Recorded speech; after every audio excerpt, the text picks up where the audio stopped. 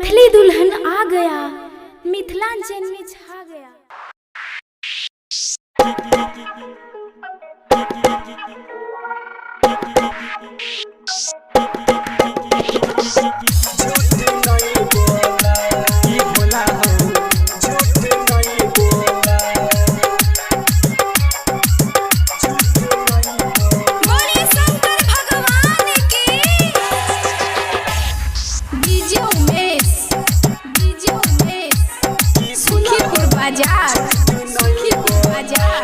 सुना बाबा सुना तू भंगेरी,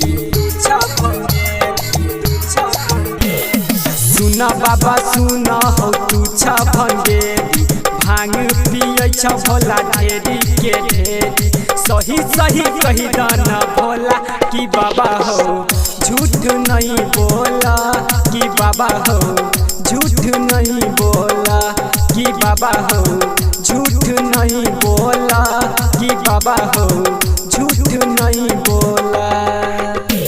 सुना बाबा सुना हो तू भंगेरी, भांग पिए छ भोला ढेरी के ढेरी। सही सही कही दाना भोला कि बाबा हो झूठ नहीं बोला, कि भोला हो झूठ नहीं बोला, कि बाबा हो झूठ नहीं बोला, कि भोला हो झूठ नहीं बोला।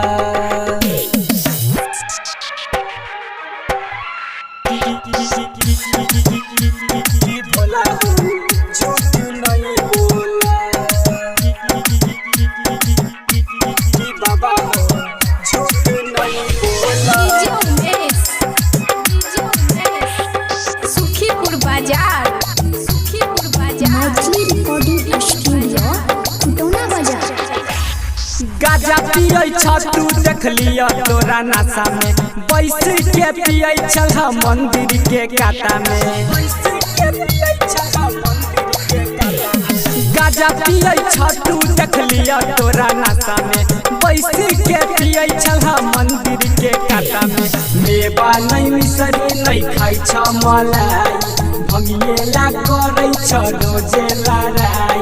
आब की करब तू बोला कि बाबा हो झूठ नहीं बोला, कि भोला हो झूठ नहीं बोला, कि बाबा हो झूठ नहीं बोला, कि बाबा हो झूठ नहीं बोला।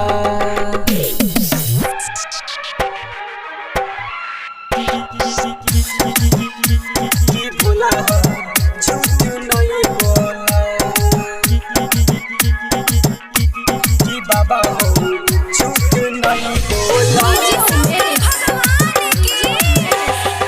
सुखीपुर बाजार, सुखीपुर बाजार, मैथिली रिकॉर्डिंग स्टूडियो खुटौना बाजार। सीना से लगाला बाबा अपना बनाई के, पूजा करे राइटर वरुण मंदिर में आई के।